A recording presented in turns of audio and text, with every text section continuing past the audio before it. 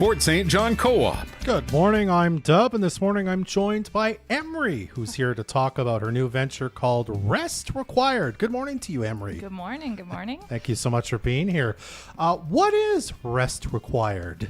Rest Required is a new stationery and sticker business that's focused on mental and chronic health awareness and humor. Mm-hmm.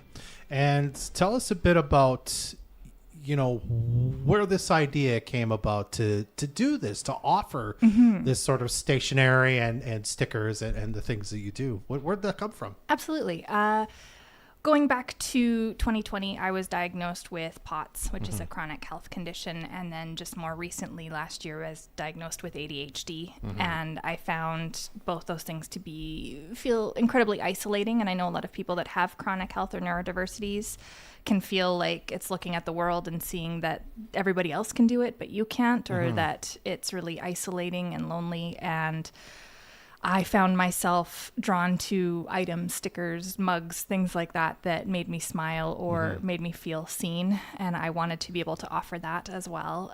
So I've been working on this business since last August and finally launched at the beginning of January here, which has been very exciting. And it's just kind of a love letter to everyone who needs to know they're not alone. Now, I know we were talking before the show. I mean, this is not your first business venture, and we'll talk more about that in a second. But what led to you saying, this is something I could make myself, and this is sort of the stuff I need? Or is that already, were you already able to make these things in your life, or did you have to go, well, I need these software, the Cricut, I think is one of the items you have to make this. No, I did need to get all of those things. They weren't in my life. The idea was in my life for a long time. I enjoy, on social media, I enjoy partaking in watching small business owners and cheering on other women entrepreneurs and things like that. And I'd just seen some of them running similar businesses.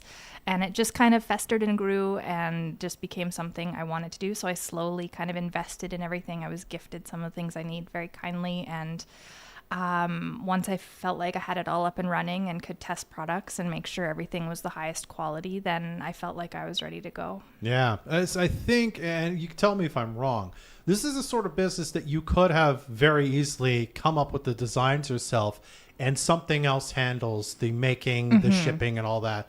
But you're kind of doing it all yourself. I am, yes. You made the designs, I assume. So, yes, so let's talk about that process first, coming up with the ideas you had and kind of even the colors you decide, because you've got kind of a very, not strict is not the word I mean, but you've got a really branded look and color to it. And it's not just anything. It's sort of, it looks a certain way. Why is it? I feel...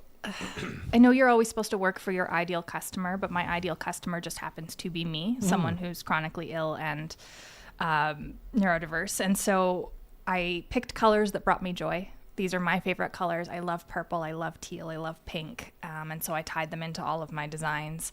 A lot of the stickers, actually most of the stickers are just things that I have said or people have said to me or I've heard jokes about in terms of, like overthinking is my cardio and stuff like that. Just funny things that make you feel not alone. My most popular sticker is I rehearse conversations before they happen. Yeah. And so just having people with anxiety know that that's a common thing and that's okay. I think my favorite is the anxiety. Yes. The cup of tea that says anxiety on it. Anyway, there's lots of great little things like that. Yeah. And again, you kind of soft launched this before Christmas because I saw it immediately and ordered some for stocking stuffers. And then you've been slowly rolling out, well, we're also going to do this and different designs. And now the stationery is kind of a new part of it. So I assume the plan all along was to sort of have all of these different things available. Is there plans to do bigger things kind of in the future too, if you could talk about them? Yes, I am hoping to. Currently I am just making stickers and stationery. So I've got cards coming out on Sunday for the first time. They're a little bit Valentine's themes, but they're mostly for checking in on a friend who's maybe going through a rough time right now. And so there are just a lot of love in the cards and making sure that your friends are okay. And then I'm hoping to keep expanding in the future, moving into actual mugs of anxiety and tote bags and keychains and all the fun things that come with just, I don't know, bringing a little bit of joy into your life with something that you can pick up and go, okay, it's okay to rest, or, oh, it's okay that other people do that too. Absolutely. Well, let's talk about you as the entrepreneur for a minute. I know you were a teacher before you kind of stepped away from that.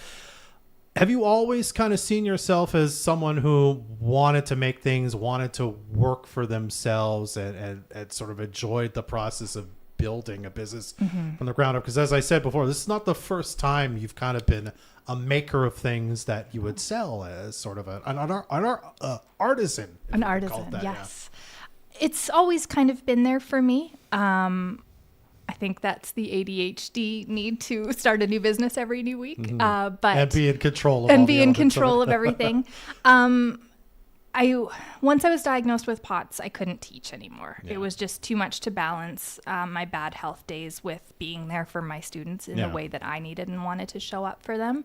And so I needed to come up with something different. And you had mentioned I had previously made chainmail, which I had absolutely loved, but it was harder to find a market for because I would have to travel so far. And again, with health issues and things like that, traveling and working long weekends at cons and things was just not a good balance. So my goal, the whole reason I named this business Rest Required, was to remind myself to rest and not get caught up in hustle culture and needing to do more and bigger and things like that with this business, to just like take it slow and steady and breathe and not stress with it. And that's okay, that there's no guilt in that. Yeah. And I think you, if I may say, on your social media, because again, you're on Facebook and I think Instagram as well. I mean, you even made a post the other day just sort of acknowledging, your situation and sort of the situation everyone's in with all the things happening in the world, the heaviness of it all, and how, we all need to rest, including me. I'm making these orders and things for everybody, but bear with me as, I need to rest too. I can't just be working on this the whole time. And so it's sort of Rest Required. It's your mantra, but also your business. Yeah, it's wonderful. It's been, well, like I said, you said I soft launched it before Christmas because I wasn't sure if there would be a market for it. I was just kind of testing it out, and the response to the stickers specifically has been so wonderful.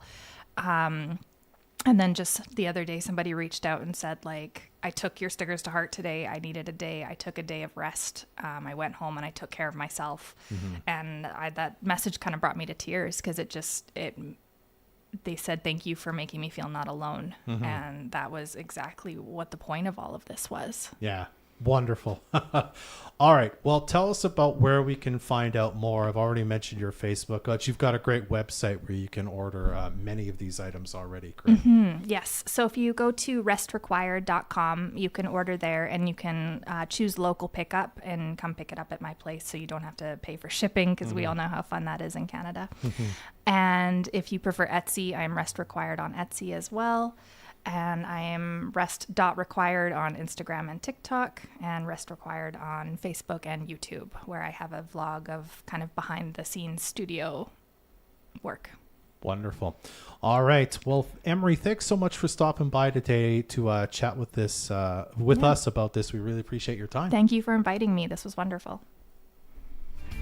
Join us next Thursday for the next edition of Vocal for Local, brought to you by the Fort St. John Co-op. If you have a small business and would like to be featured for free, call us at 787-7100 or email reception@moosefm.ca.